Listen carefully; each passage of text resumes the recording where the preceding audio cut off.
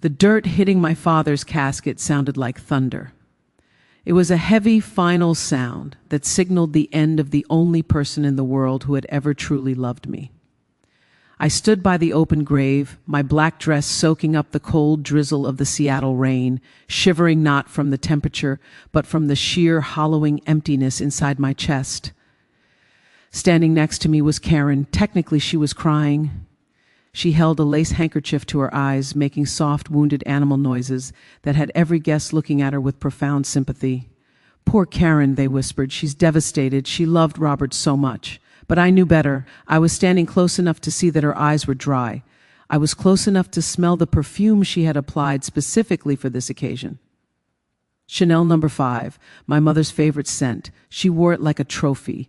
And underneath the black veil, I saw her eyes darting around the cemetery, counting the heads, assessing the net worth of the attendees. She wasn't mourning a husband, she was calculating a settlement. And behind her stood Tiffany, her 22-year-old daughter, my stepsister. Tiffany was scrolling on her phone, probably updating her Instagram story with a black and white filter and a caption about loss and angels, despite the fact that she had called my father the wallet behind his back for 5 years. "Maya," Karen whispered, leaning into me, her voice sharp enough to cut glass. "Stand up straighter. You look like a wet dog. People are staring." "My father just died, Karen," I said, keeping my eyes on the coffin. "And my husband just died," she snapped back, her public mask slipping for a millisecond. "But you don't see me slouching. It's called dignity. Try to have some. We have a reception to host." The reception. The final performance, we drove back to the house in the lead limousine, the house Blackwood Manor. It sat on 4 acres of prime waterfront property, a sprawling Victorian estate that my great-grandfather had built. It was a masterpiece of mahogany, stained glass, and memories. Every hallway echoed with the sound of my childhood footsteps. Every room held a ghost of my mother, who had died when I was 12. Karen had moved in 5 years ago, 6 months after meeting my dad at a charity gala. She had swept him off his feet with a whirlwind of affection and attention that a lonely widower couldn't resist. I was 20 at the time, away at college, and by the time I came home for Christmas, she had already redecorated the guest wing and replaced my mother's portrait in the foyer with a mirror. "I just think it opens up the space," she had said, smiling that tight, shark-like smile.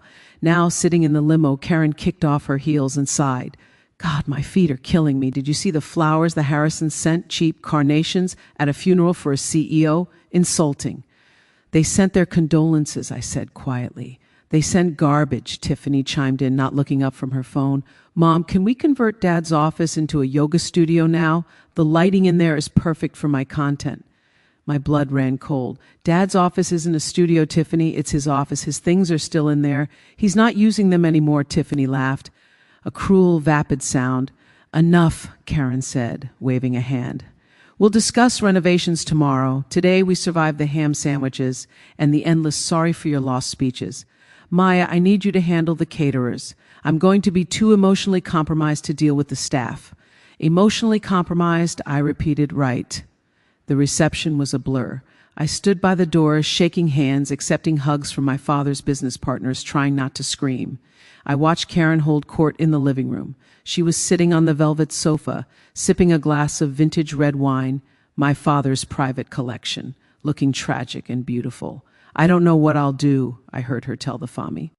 "Lie lawyer, Mr. Henderson. The house is so big, so empty without him, but I promised Robert I would take care of it.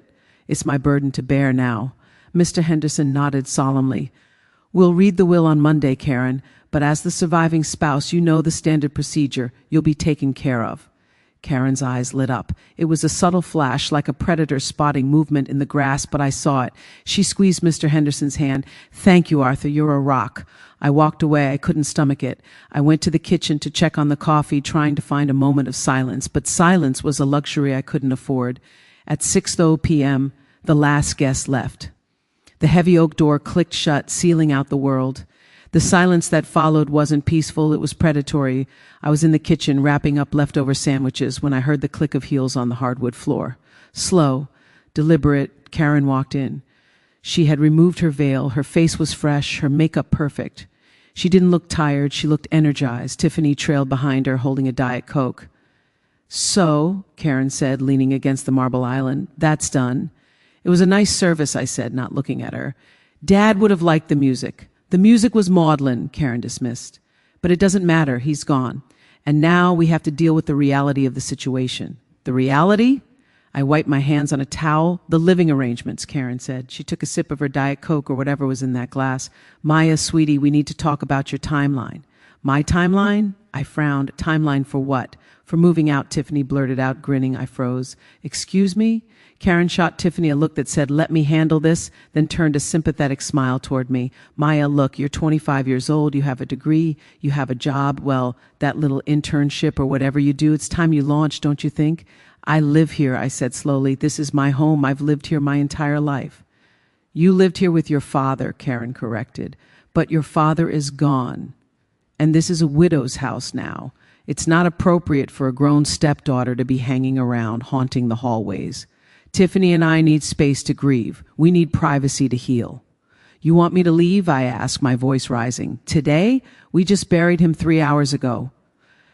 I know it's terrible timing, Karen sighed, inspecting her manicure, but I really can't have the negative energy here. You've always been so moody, Maya. It's depressing. And honestly, I'm planning to redecorate immediately. I can't do that with you lurking in your room. My room? I laughed, a sharp, incredulous sound. Karen, you can't kick me out. The will hasn't even been read. The will doesn't matter regarding the house, Karen said, her voice dropping the sweet act and becoming hard as steel. I'm his wife, joint tenancy with rights of survivorship. That's how marriage works, darling. The moment his heart stopped, this house became mine. 100% mine. She reached into her pocket and pulled out a key. I've already changed the locks on the back doors, she said casually. The locksmith is coming for the front door in an hour, so you have 60 minutes. 60 minutes? I stared at her. To do what? To pack your things, Tiffany giggled. Well, not all your things, just the clothes and personal items. The furniture stays. It fits the aesthetic of the guest room I'm planning. You're insane, I said. You can't evict a tenant without 30 days' notice. It's the law. Karen laughed. It was a cold, barking sound. You're not a tenant, Maya. You don't pay rent. You're a guest who has overstayed her welcome. And in Washington State, if you're a guest without a lease, I can remove you for trespassing whenever I want. She walked closer to me, invading my personal space. I could smell the wine on her wreath. Here's the deal, Karen hissed. You go upstairs, you pack 2 suitcases, you leave, you don't make a scene. If you do that, maybe. I'll let you have a few pieces of your mother's jewelry when the probate settles. But if you fight me, if you make me call the police, I will make sure you get nothing. I will sue you for unpaid rent for the last 5 years. I will drain every cent your father left you in legal fees before you ever see a dime. I looked at her. I looked at the woman my father had married. He had thought she was his savior. He had no idea she was his vulture. You really think you own this house? I asked quietly. I know I do, Karen smirked. I saw the papers 5 years ago. Robert Blackwood and spouse. That's me. I looked at Tiffany, who was already mentally measuring the kitchen for a remodel. I looked at the walls of the house that had been in my bloodline for a century. Karen didn't know. She didn't know that when I was 18, 2 years before she ever met my father. My dad and I had a very serious conversation after he had a mild heart attack. He was terrified of the future. He was terrified of exactly this scenario, of meeting someone who would take advantage of him in his old age. He had transferred the deed. He had put the house in a trust, an irrevocable trust, and the sole beneficiary of that trust wasn't Robert Blackwood, and it certainly wasn't Karen Blackwood. It was Maya Blackwood. I legally owned this house. My father had just been living here with my permission. But looking at Karen's smug, triumphant face, I decided not to tell her. Not yet. If I told her now, she would just scream and call a lawyer. It would be a civil dispute. It would be boring. No. She wanted to evict me. She wanted to treat me like a trespasser. She wanted to call the police. I would let her. I wanted her to commit the crime. I wanted her to illegally evict me, damage my property, and harass me on record. I wanted her to dig the hole so deep that when I finally pushed her in, she would never climb out. Okay, I said, lowering my head in mock defeat. Karen blinked. She hadn't expected me to fold so easily. Okay? I'll pack, I said, my voice trembling just enough to sell it. I don't have anywhere to go, but I'll figure it out. That's the spirit. Karen clapped her hands. See, I knew you could be reasonable. You have an hour, Maya, starting now. She turned to Tiffany. Come on, Tiff. Let's go pick out paint swatches for the master bedroom. I'm thinking oyster white to cover up that awful dark wood. They walked out of the kitchen, their heels clicking like a countdown. I stood there for a moment. Then I pulled out my phone. I didn't call a moving van. I called the non-emergency police line.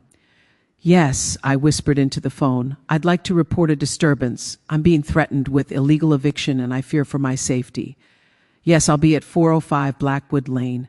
Please send an officer and could you send a supervisor? It's going to be complicated. I hung up. Then I went upstairs to my room. I didn't pack 2 suitcases. I packed everything valuable. My mother's jewelry box, my laptop, my birth certificate, the original copy of the trust deed, which I kept in a hidden safe behind my bookshelf. I put the deed in my purse. I sat on the edge of my bed and waited. 45 minutes later, I heard Karen screaming from the hallway, "Maya, time's up, get out!" She burst into my room without knocking. She was holding a large black trash bag. Tiffany was behind her, filming on her phone. "Oh my God," Tiffany narrated to her 300 followers. "So awkward. We literally have to kick her out. She's refusing to leave. Drama." "I'm not refusing," I said, standing up. "I'm just waiting for my ride." "Your ride can wait outside the gate," Karen snapped. She threw the trash bag at me. "Whatever doesn't fit in your suitcase goes in the trash. You have 5 minutes, Beth. Or I start throwing things out the window." "You wouldn't," I said. "Watch me." Karen grabbed a framed photo from my nightstand, a picture of me and my dad fishing, and threw it into the hallway. The glass shattered. "Oops," Tiffany giggled. "Get moving," Karen yelled, grabbing my arm. Her nails dug into my skin. "This is my house. I want you gone." That was the assault. "Perfect. Get your hands off me," I said, pulling away. "Or what?" Karen sneered. "You'll cry to Daddy? Daddy's dead, Maya. No one is here to save you." Just then the doorbell rang. A long, authoritative ring. Karen froze. "Who is that?" "Maybe it's my ride," I said calmly. Karen huffed. Finally, she stormed downstairs to open the door, expecting an Uber driver or a friend she could bully. Tiffany followed, still filming. I followed them, my purse clutching the deed like a loaded weapon. Karen threw open the heavy front door. Standing on the porch were 2 police officers.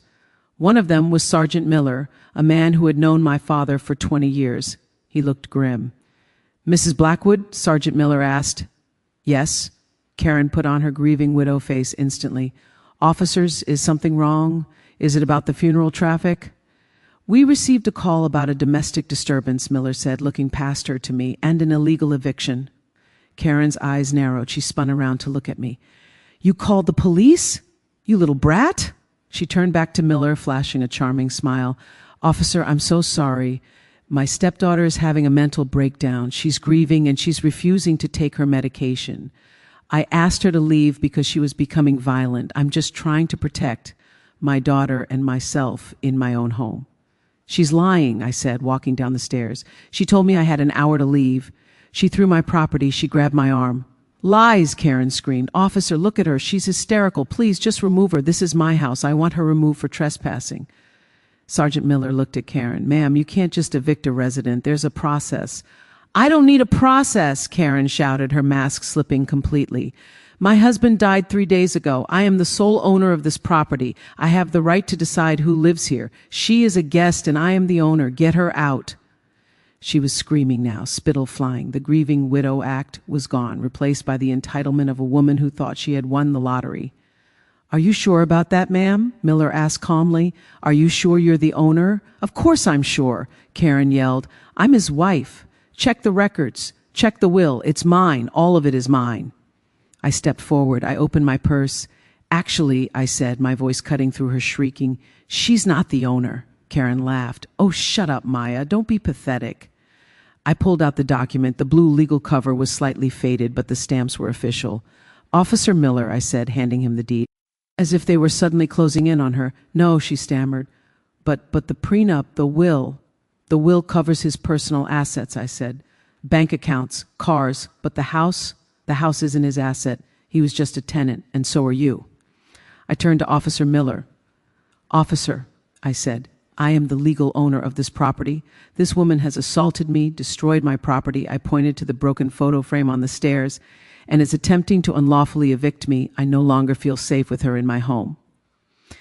I looked Karen dead in the eye. I want her removed, I said, for trespassing. Karen's mouth opened, but no sound came out. Tiffany dropped her phone. It clattered on the floor, the live stream still running, capturing the moment Karen realized she hadn't inherited a mansion. She had inherited a cardboard box. Ma'am, Miller said to Karen, his voice hardening. Is this true? Did you assault her? I just touched her arm, Karen stuttered. I want to press charges, I said. Miller nodded. He turned to Karen. Ma'am, given the dispute and the ownership documentation and the fact that you just admitted to trying to force her out, I'm going to have to ask you to leave the premises for tonight until this is sorted out civilly.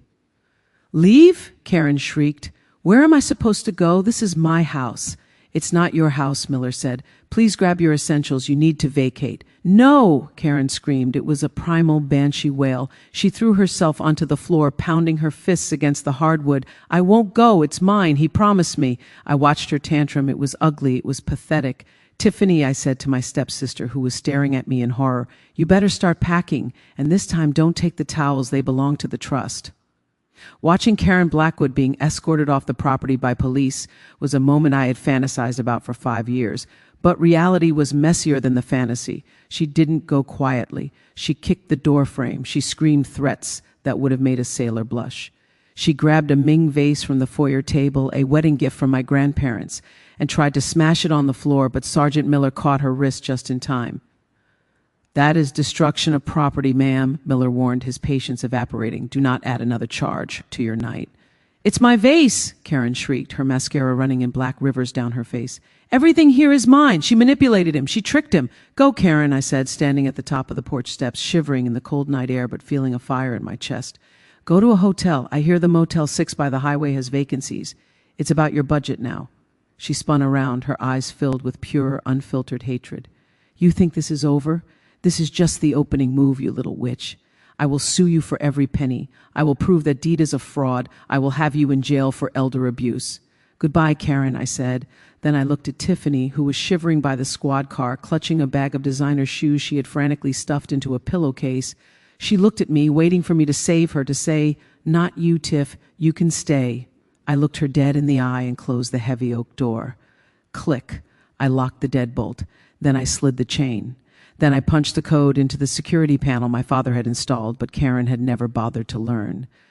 Silence. For the first time in 5 years, Blackwood Manor was silent. The smell of Karen's cloying perfume still lingered in the air, but the toxicity was gone. I slid down against the door, burying my face in my knees, and finally I let myself cry. Not for Karen, but for my dad. He had tried to protect me. Even from the grave, he had shielded me. But I knew Karen was right about one thing. This wasn't over. A narcissist never accepts defeat. They view it as a declaration of war. The next morning, I didn't sleep in. I woke up at 6:00 a.m., fueled by adrenaline and caffeine. I called a locksmith to rekey the entire perimeter. Then I called Mr. Henderson, the family lawyer. His secretary tried to brush me off. Mr. Henderson is very busy with the probate filing, Miss Blackwood. He'll be in touch. Tell him I'm holding the quitclaim deed to the estate, I said, and tell him if he doesn't see me by noon, I'm hiring outside counsel to audit his handling of my father's assets. Mr. Henderson saw me at 11:00 a.m. He sat behind his mahogany desk, looking uncomfortable. He had been my father's lawyer for 30 years, but he had also been the one who drafted the prenup Karen had signed. He walked a fine line. Maya, he said, wiping sweat from his forehead. I wasn't aware of the trust. Robert never mentioned he transferred the deed to you. He didn't want you to know, I said, placing the document on his desk, because he knew Karen would try to charm the information out of you. Dad trusted you, Arthur, but he knew you had a soft spot for a sob story. Henderson flinched. He picked up the deed and examined it. It's ironclad, he admitted, drafted by a specialist in Seattle. The house is yours. Karen has no claim to the real estate. Good, I said. Now let's talk about the rest. The accounts, the life insurance, the investments. Henderson sighed. He opened a file folder. The papers inside were thin. Too thin. That's the problem, Maya. What is? The liquidity. He slid a bank statement across the desk. Robert was a wealthy man, or he was supposed to be. I looked at the statement, my eyes widened. Balance $14,250. $14,000. I looked up. Dad had $3 million in that account last year. He sold his tech shares. Where did it go? Joint account, Henderson whispered. When he married Karen, he added her to the checking and savings. He wanted her to feel secure. I flipped through the pages. The transaction history was a bloodbath. Nordstrom, $5,000. Mercedes-Benz of Seattle, $85,000. Cash withdrawal, casino, $10,000.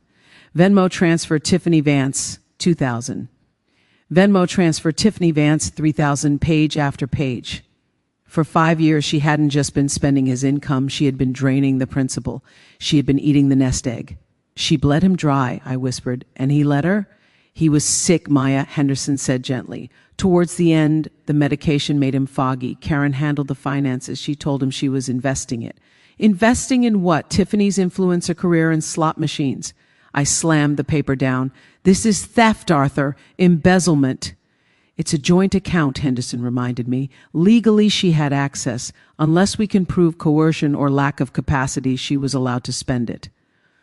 What about the life insurance? I asked, desperate. The policy Mom took out on him. $2 million. Henderson looked even paler. The beneficiary was changed 6 months ago. I felt the room spin. To Karen? Yes. And to Tiffany. Tiffany, I screamed, but he signed the change form, Henderson said. I witnessed it myself. Karen brought him in. He was quiet that day, but he signed. I sat back in my chair. The house, I had the house, but everything else. The money to maintain it, the inheritance meant to secure my future, the legacy of my grandfather's hard work was gone. Karen had stolen it all, legally, right under our noses. So she wins, I said hollowly. She gets $2 million and I get a mansion I can't afford to heat? Unless, Henderson said, leaning forward, unless you can prove the signature was coerced, or that Robert wasn't of sound mind when he signed it. How do I prove that? He's dead. Medical records, Henderson said. If his doctor can testify that his cognitive decline was severe enough that he couldn't understand the document, we can contest the beneficiary change. But it's a long shot, and Karen will fight dirty. She already is, I said, standing up. I'll get the records. I left the lawyer's office with a new mission. The house was just the battlefield. The money was the war. I drove straight to Dr. Eris, my father's private physician.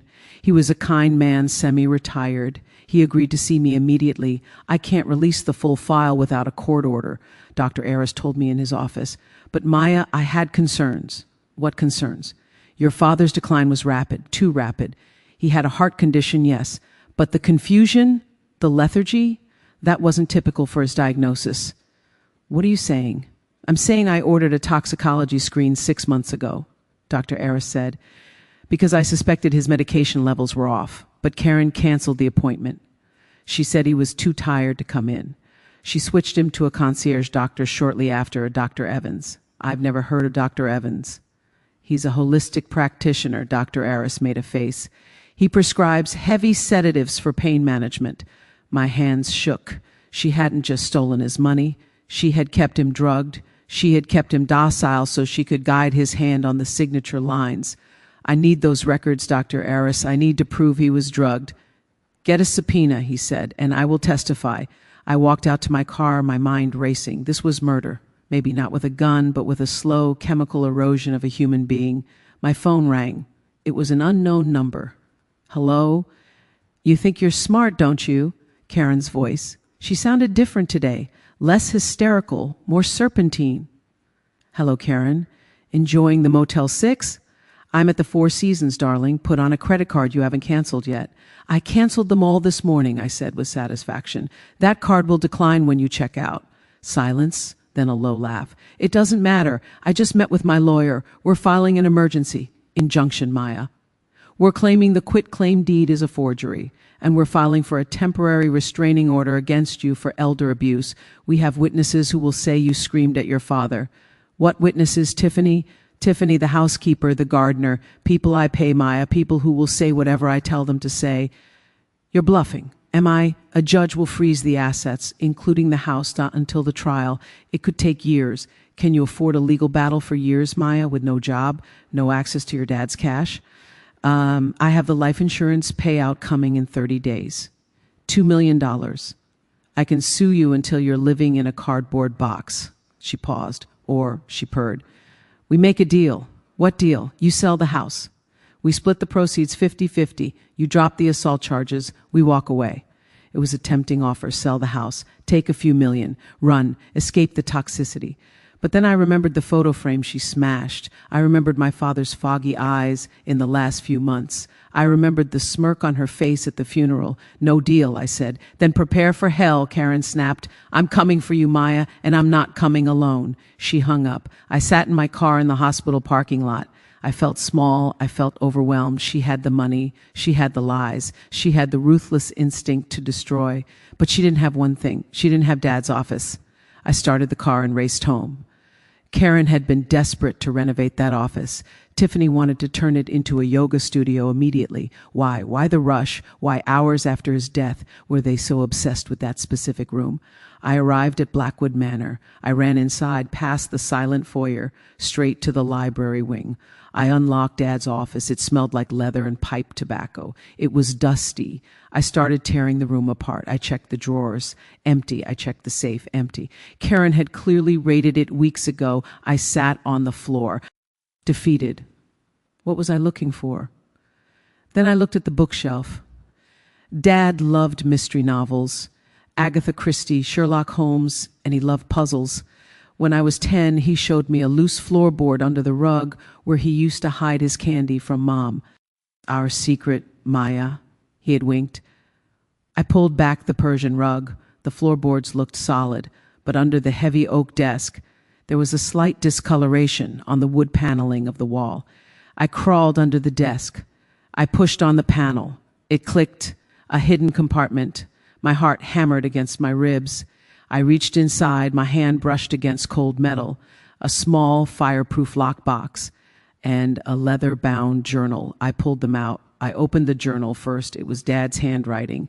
But it wasn't steady. It was shaky, jagged. The entries were recent. October 12th, Karen made me sign something today. Said it was for the car insurance. But she covered the top of the page. I felt so tired. Why am I always so tired? The pills Dr. Evans gives me make the room spin. November 3rd, I heard her on the phone. She was talking to a man named Vince. She said, soon he won't last the winter. Who is Vince? Is she hurting me? November 15th, I think she's poisoning me. Not poison, but too much medicine. I tried to tell Arthur, but she wouldn't let me use the phone. If I die, Maya needs to know. I hid the real will in the box. And the recordings. I looked at the lockbox. It was locked with a combination. I tried my birthday. Click, it opened. Inside was a digital voice recorder, a USB drive, and a thick stack of papers. A last will and testament dated 3 months ago, handwritten, notarized by a notary I didn't recognize. I pressed play on the voice recorder. My father's voice filled the room, weak, raspy, terrified. If you're listening to this, Maya, I'm sorry. I was a fool. I married a monster. She's planning something. She thinks I'm asleep. But I kept the recorder running under the bed. There was a rustling sound on the tape. Then Karen's voice, crystal clear. Stop complaining, Robert. Just drink the tea. Drink it all. The sooner you sleep, the sooner I can go meet Vince. Then a man's voice, deep, rough. Did he sign the insurance papers? Karen, yes. 2 million. Once he's gone, we take the cash, we sell the house, and we leave this miserable reign behind. My hand flew to my mouth. Vince. She had a lover, a partner in crime, and they had conspired to kill him. It wasn't just fraud. It wasn't just theft. It was homicide. I held the recorder in my shaking hand. Karen thought she was fighting a battle over a house. She thought she was fighting a civil lawsuit. She had no idea she had just become the prime suspect in a murder investigation. I stood up. I wiped my tears. I wasn't the victim anymore. I was the witness, and I was going to burn her world to the ground. I picked up the phone to call Sergeant Miller back. But before I could dial, a rock smashed through the front window downstairs. Glass shattered everywhere. The security alarm screamed. I ran to the landing. Outside, on the lawn, stood a man I had never seen before. He was wearing a leather jacket. He held a baseball bat. Vince. He pointed the bat at the house. At me. Karen wasn't waiting for the lawsuit. She had sent the muscle. I clutched the lockbox to my chest and ran for the back door. The legal battle was over. The survival battle had just begun. Rain slicked the stone steps of the back porch as I burst out of the house, clutching the fireproof lockbox to my chest like a shield. Behind me, I heard the sickening crunch of wood splintering. Vince had kicked in the front door. He was inside. I didn't look back. I sprinted toward the detached garage, my boots sliding in the mud. The security lights flooded the yard, casting long, frantic shadows against the trees. "Maya!" Vince's voice roared from the house. "Don't make this hard. Just give me the box." He knew. Karen knew. They realized that whatever Robert Blackwood had hidden in that desk was the only thing standing between them and a $2 million payout, or a prison cell. I reached my Volvo. My hands were shaking so violently I dropped the keys in the wet grass. "No, no, no," I whimpered, dropping to my knees, frantically patting the mud. The back door of the house slammed open. Heavy footsteps pounded on the patio. He was coming. He had a bat, and he had orders to silence me. My fingers brushed cold metal. The keys. I scrambled up, ripped the car door open, and threw the lockbox into the passenger seat. I jumped in and slammed the lock button just as a shadow fell over the windshield. Wham! The baseball bat smashed into the driver's side window. The safety glass spiderwebbed into 1,000 diamonds, but didn't shatter. Vince's face was pressed against the glass, distorted by rage and rain. He looked like a demon. He raised the bat for a second strike. I jammed the key into the ignition. The engine roared to life. I threw it into reverse and floored it. The car shot backward, clipping Vince's hip. He shouted and stumbled, falling into the rhododendron bushes. I didn't wait to see if he got up. I spun the wheel, tires screeching on the wet pavement, and tore down the driveway, crashing through the closed wooden gate at the end of the property. I drove. I didn't know where I was going at first, just away. I checked the rearview mirror every 3 seconds, expecting to see headlights chasing me, but the road behind me was dark. I dialed 911 again. "This is Maya Blackwood," I shouted over the sound of the rain in the engine.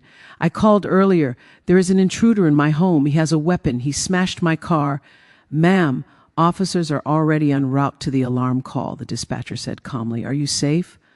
"I'm driving to the precinct," I said. "Tell Sergeant Miller to meet me there. Tell him I have evidence. Tell him it's homicide." I hung up and drove like a maniac to the King County Sheriff's Station. The interrogation room was cold, bright, and smelled of stale coffee. It was a stark contrast to the luxury of Blackwood Manor, but right now it felt like the safest place on earth. I sat at the metal table. Across from me sat Sergeant Miller and a woman in a sharp gray blazer. Detective Graves, homicide. Between us sat the digital voice recorder. I had just played the tape. The room was silent. The only sound was the hum of the ventilation system.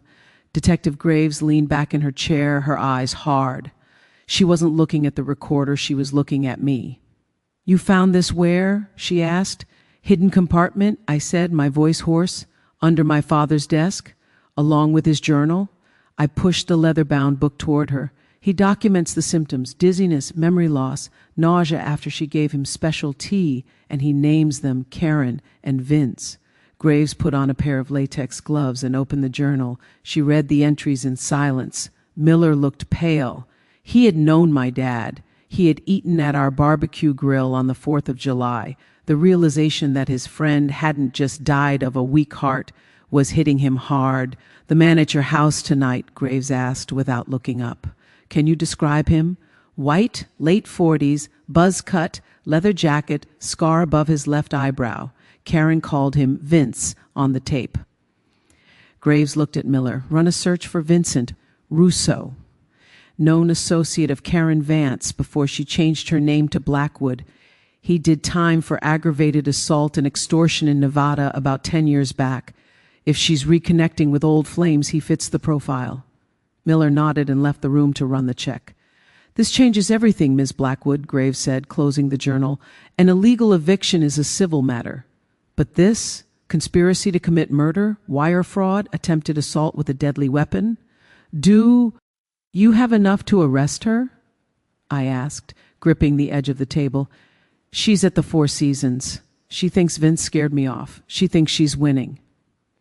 We have enough for probable cause to detain her, Graves said, but the tape, while compelling, it's not definitive proof of cause of death. Defense will argue your father was confused, paranoid, or that the recording is out of context. He's dead, I snapped. Isn't that proof enough? He was cremated? Graves asked gently. My heart stopped. No, the funeral was today, but it was a casket burial, the family plot. Graves's eyes lit up with a predatory gleam. He's buried? Yes. Then we have the body, she said. If she poisoned him, arsenic, antifreeze, opioids, it will still be in the tissue. We can prove it. She stood up. I'm going to call the judge. We're getting an emergency exhumation order, and I'm putting out a bolo. Be on the lookout for Karen Blackwood and Vincent Russo. What do? I asked. You stay here, Graves said. We have a safe room. You are the primary witness and the target. Vince missed you tonight. He won't want to miss twice. No, I said, standing up. Graves frowned. Excuse me? I'm not hiding in a safe room while she sits in a luxury hotel drinking champagne, I said. She thinks she owns my house. She thinks she owns my life. I want to be there when you take her down. This isn't a TV show, Maya. It's dangerous. You need her to confess, don't you? I asked. To tie the knot tight, to make sure Vince doesn't take the fall alone? Graves tilted her head. What are you suggesting? She doesn't know I have the box, I lied. Well, she knows I ran with something, but she doesn't know I made it to the police. She thinks I'm a scared little girl. If I call her, if I tell her I want to make a deal, she'll admit to it. She's arrogant. She'll brag.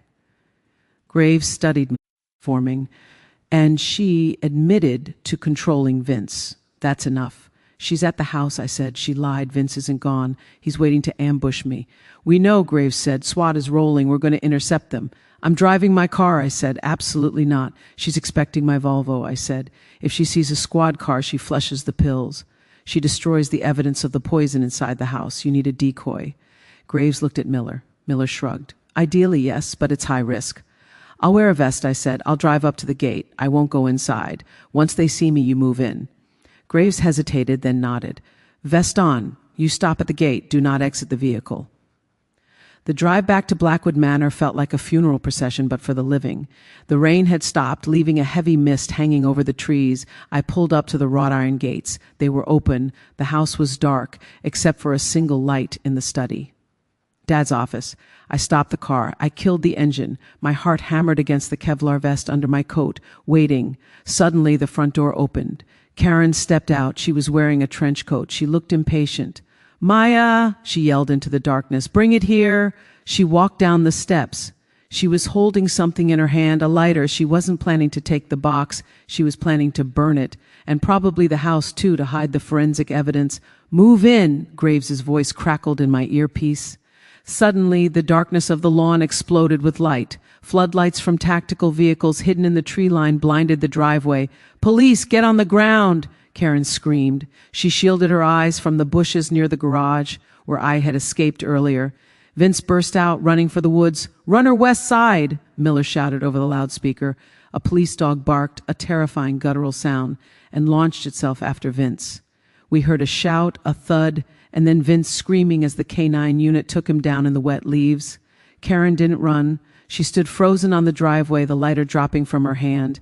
Detective Graves walked into the light, her gun drawn but lowered. Karen Blackwood, Graves announced. You are under arrest for the murder of Robert Blackwood. Karen looked at the police. Then she looked at my car. She couldn't see me through the tinted windows and the glare of the floodlights, but she knew. She started to shake. No, it was mercy. He asked for it. I have rights.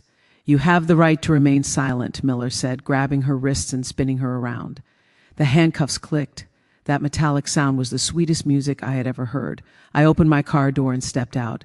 Karen looked up as they dragged her toward the squad car. She saw me, her face twisted. It wasn't fear anymore. It was pure venomous shock.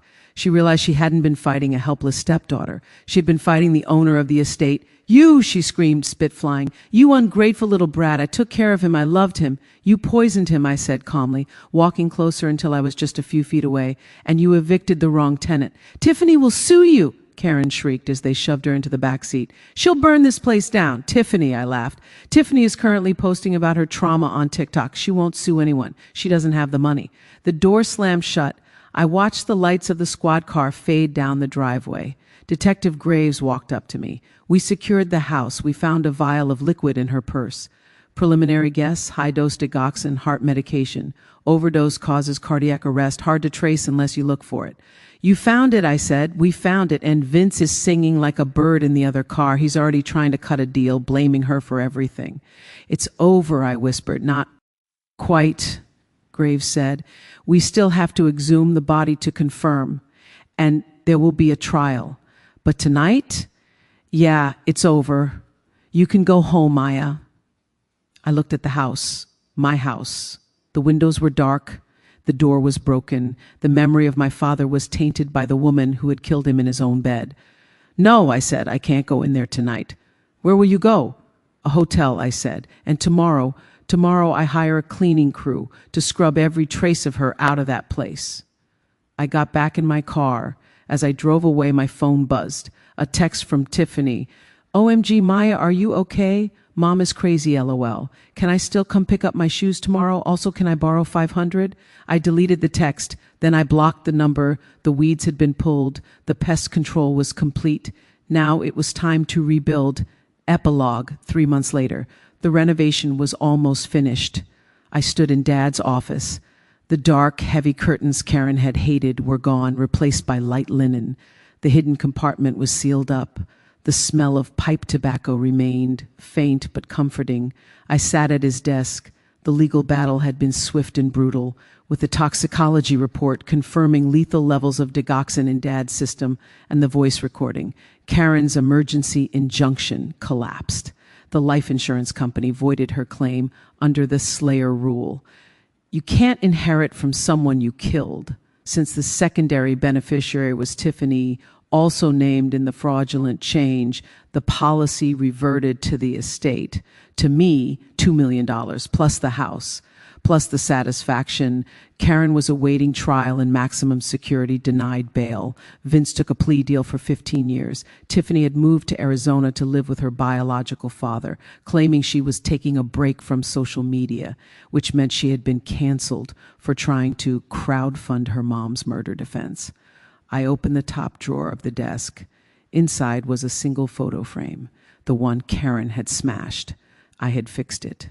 Me and Dad, fishing. I touched the glass.